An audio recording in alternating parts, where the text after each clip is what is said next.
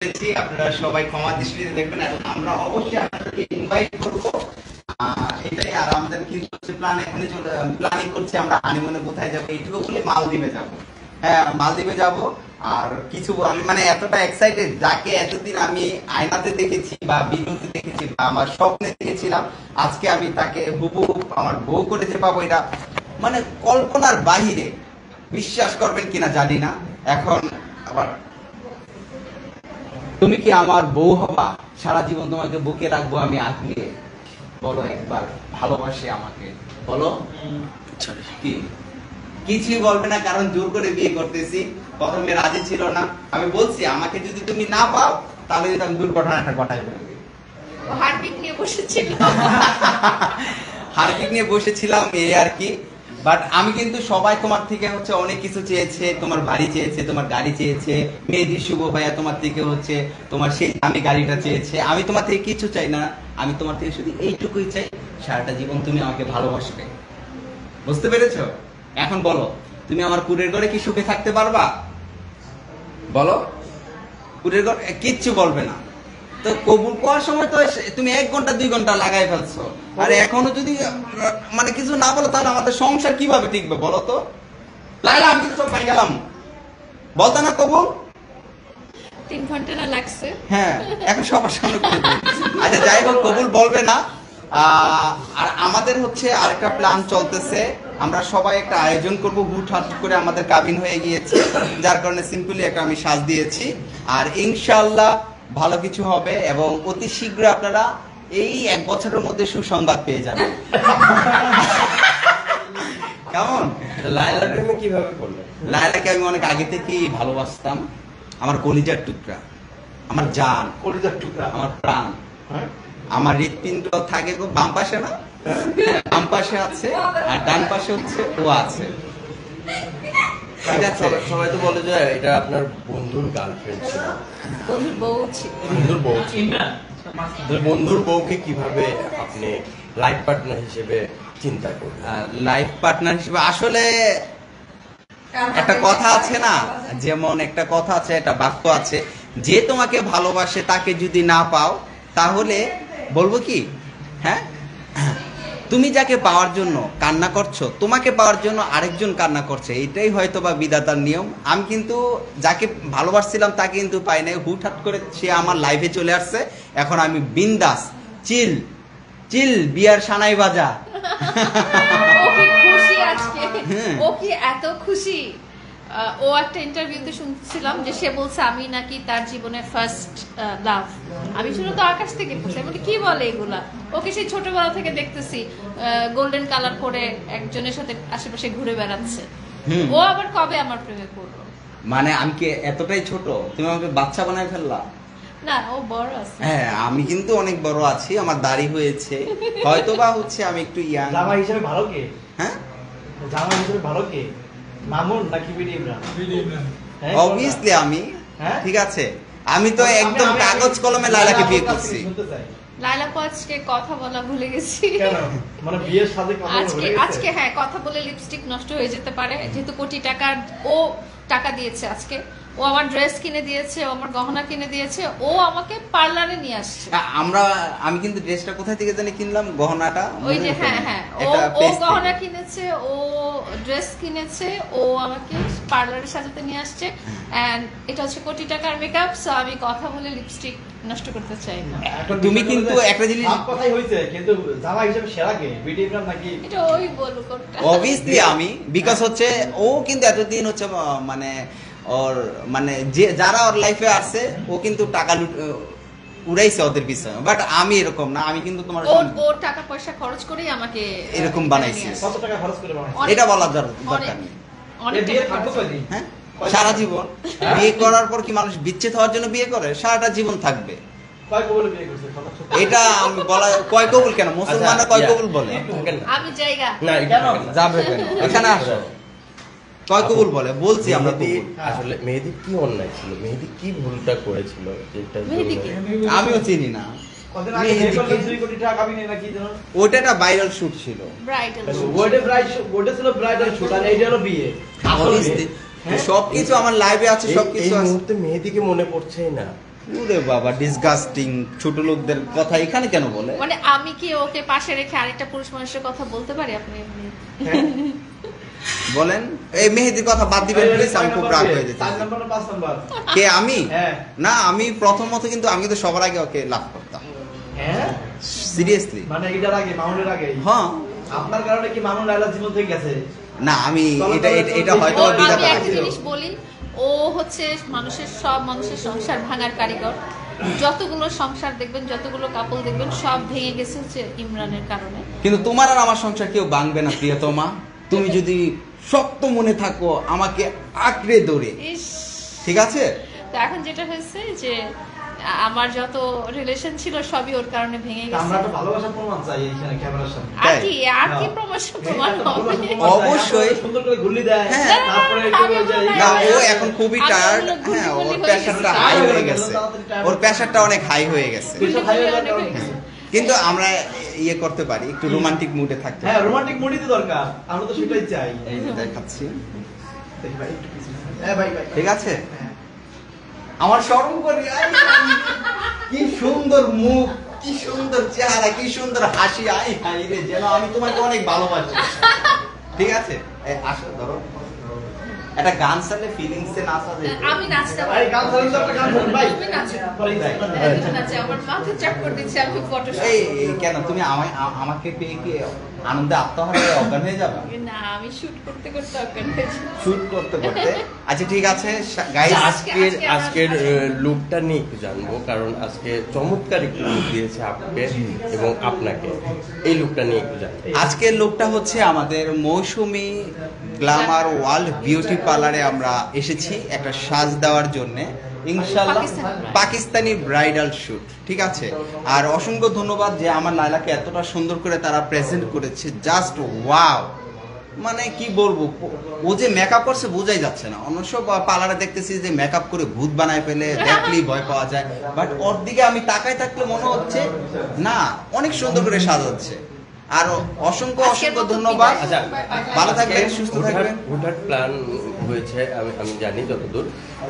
একটু আপনার কাছে সেই অনুভূতিটা জানবো আজকের লুক নিয়ে। আজকে আমাকে অ্যাজ ইউজুয়াল এখন হাইপে আছে পাকিস্তানি ব্রাইডাল লুকটা। সো আমি পাকিস্তানি ব্রাইডাল লুকটাই দিয়েছি। তুমি আপু আমাকে পাকিস্তানি ব্রাইডই সাজিয়েছে, অ্যান্ড আমরা এই ড্রেসটা নিয়েছি। ড্রেসটা নিয়েছি হচ্ছে ক্লথিং রেন্টাল থেকে। আর দেখতেই তো পাচ্ছেন কেমন লাগছে, আর কিছু বলার আছে কি? ডে বাই ডে আপনাকে দেখছি অনেক বিউটিফুল লুকে দেখা যাচ্ছে অনেক সময়। এই যে নিজেকে সবসময় হাস্যোজ্জ্বল, মানে একটা কষ্টের মুহূর্ত থেকে বের হয়ে এই যে নিজেকে হাসি খুশি রাখা, সেই ব্যাপারটাও অনেকে নেগেটিভ আসলে যেটা হয়েছে যে নিজেকে কষ্ট তো সবার জীবনে আছে, শুধু আমার জীবনে কষ্ট এরকম না, প্রত্যেকটা মানুষের জীবনেই নানা ধরনের কষ্ট আছে। তো আমি আল্লাহ তাআলার কাছে সবসময় শুকরিয়া করি যে আল্লাহ তাআলা আমাকে যা রেখেছেন অনেক ভালো রেখেছেন, আলহামদুলিল্লাহ। এবং আমরা যে বেঁচে আছি এটাই কিন্তু মিরাকেল। এই যে আমরা যে নিঃশ্বাস নিচ্ছি, আমরা কিন্তু জানি না আমাদের মৃত্যু কখন। হ্যাঁ, আমরা কিন্তু জানি না, আমরা কেউই জানি না, যে কোনো সময় কিন্তু আমাদের মৃত্যু হয়ে যেতে পারে। তো সেখানে আমরা যেহেতু বেঁচে আছি, নিঃশ্বাস নিতে পারছি, এটাই কিন্তু আল্লাহ তাআলার মহান কুদরত এবং আল্লাহ তাআলার মানে বিশেষ মিরাকল যে আমরা বেঁচে আছি, নিঃশ্বাস নিতে পারছি। তা আমাদের আসলে আল্লাহ যেহেতু আমাদেরকে জীবনটা দিয়েছেন, আমাদের জীবনটা হাসি খুশি ভাবে ভালোভাবে পালন করা উচিত, তার শুকরিয়া আদায় করা উচিত। আচ্ছা, আজকে একটু শুনতে চাই যে আপনি যে আজকে যে পার্লারটা আসলে পার্লারটার নাম কি? পার্লারটার নাম হচ্ছে মৌসুমী গ্ল্যামার বিউটি পার্লার। আচ্ছা, আপনি যে পোশাকটা পরে আসছেন, পোশাকের ওজন কত? পোশাকের ওজন প্রায় 2 মণ। 2 মণ?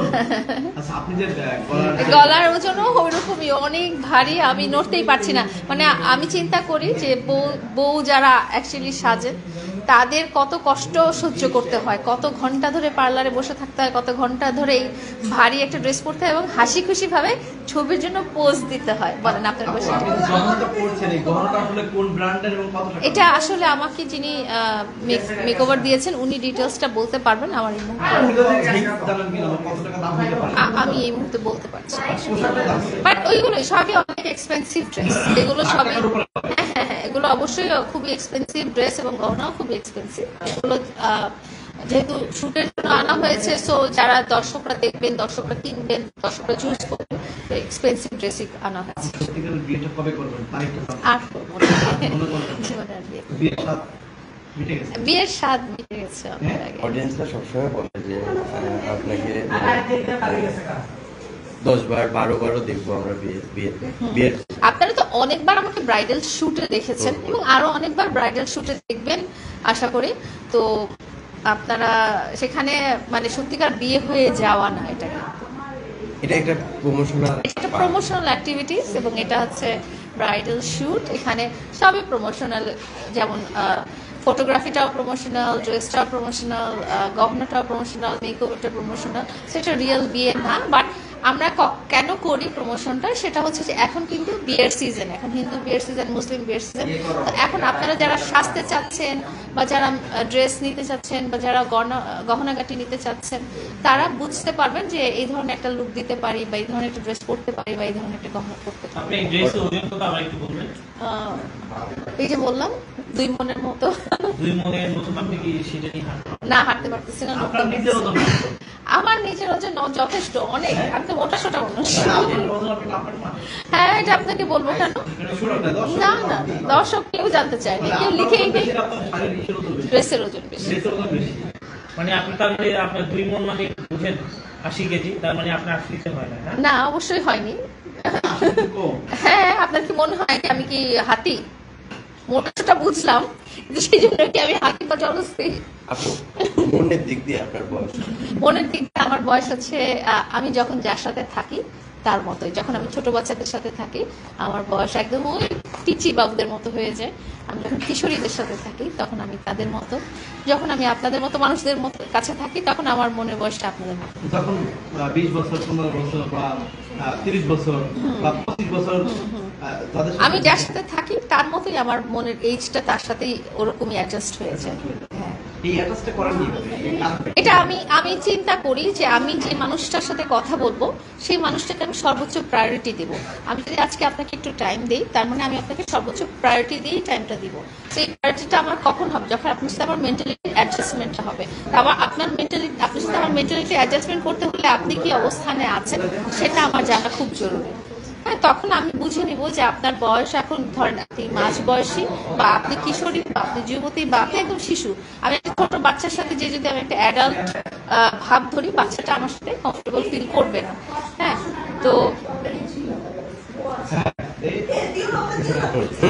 বাচ্চাদের সাথে বাচ্চাদের মতো বিহেভ করতে হয়, কিশোরীদের সাথে বুঝতে হলে কিশোরীদের মতো বিহেভ করতে হয়। এই যে অবশেষে আয়না আপুকে তো বিয়ে করলো বিডি ইমরান। বিডি ইমরানের ফ্যামিলি কি জানে? এটা ওর দায়িত্ব, এখন এটা ওর দায়িত্ব। আমার সিদ্ধান্ত, আমার লাইফ, এখানে ফ্যামিলির সিদ্ধান্ত কি করবো?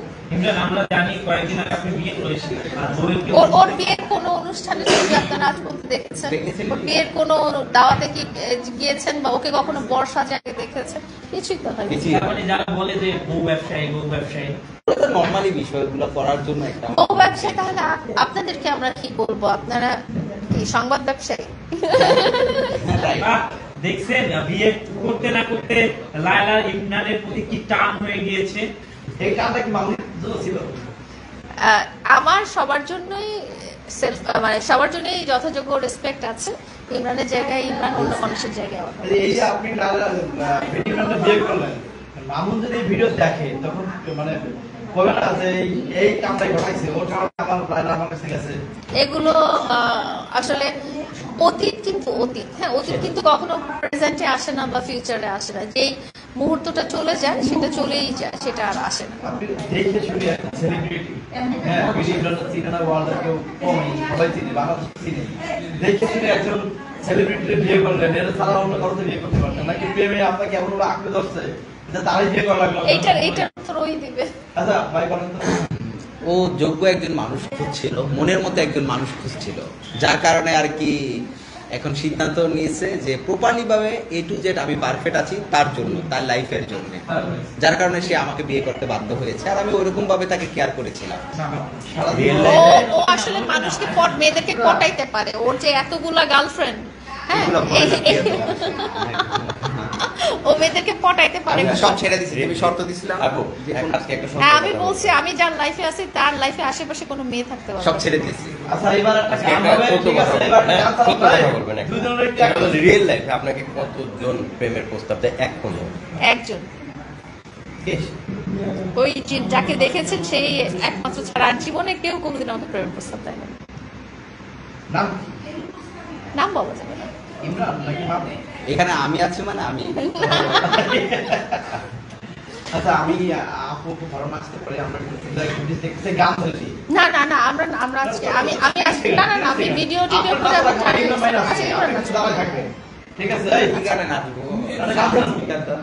গান ধরি, গান ধরি। এই গান